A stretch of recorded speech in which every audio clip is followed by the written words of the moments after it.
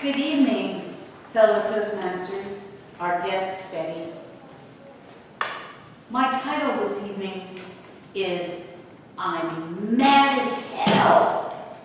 Now, some of you, some of the older ones, may recognize this as a very famous, well-known line from the movie Network, when the star of the show leans out of his window and screams, "I'm mad as hell, and I'm not going to take it anymore." And that's just about how I'm feeling nowadays. Now, I know we're not supposed to get deeply into politics, religion, those kind of subjects, but I'm going to delve into politics this evening, because in my home, we listen to a lot of political news programs. And I have to say,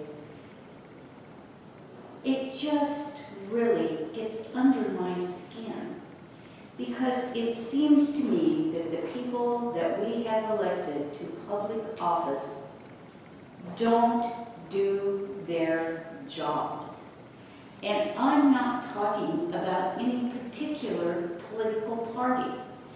They all seem to me to be swirling around in this big whirlpool in Washington, blaming each other for not getting anything done.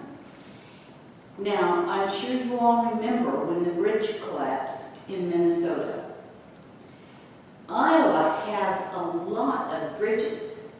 Since our rivers currently are swollen with a lot of rainwater and coming up out of their banks and approaching the bottoms of a lot of the bridges that are crossing them. When I go across those bridges, some days I kind of worry about what's going on underneath there. Some of those bridges are really, really old. And I've been in places where I can see up under some of them, and you can see the rust stains where the reinforcing metal is decaying. You can see where big chunks of concrete have fallen off.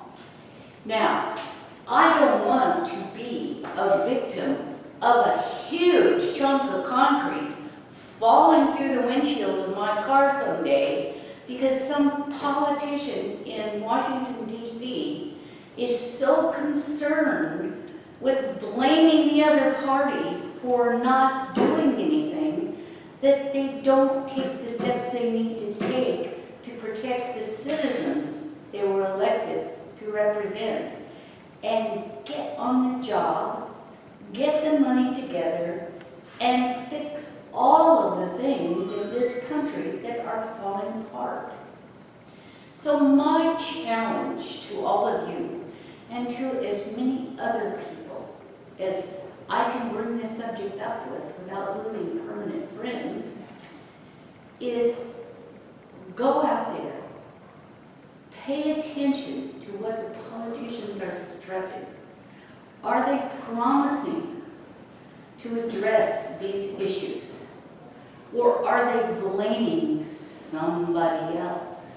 If they're blaming somebody else, don't vote for them.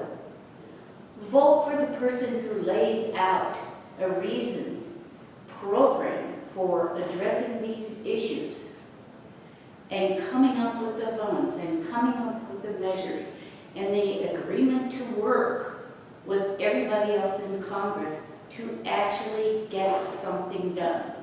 And if you agree with me, I hope you are, like me, as mad as hell and not willing to take it anymore. Mr. Toastmaster.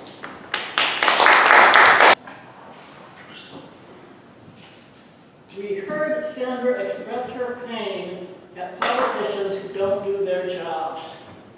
And I think that, first of all, she clearly knows what the audience can relate to, because we can all understand feeling that kind of pain, regardless of where we land on the political spectrum. As always, you used good body language and gestures, vocal variety, eye contact, good language. It's simply enjoyable to hear you speak, and I'm always able to follow what you're talking about and be interested in it. It was hard to figure out what to recommend as far as suggestions.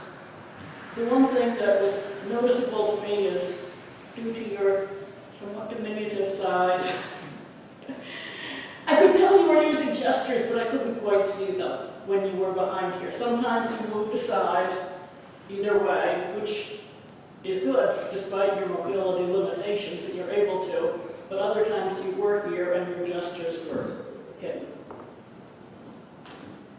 The other possible thing you could work on, and realize this was a off-the-cuff speech, was that the time frame allowed you to get a little bit more into some aspect of the subject you could have added.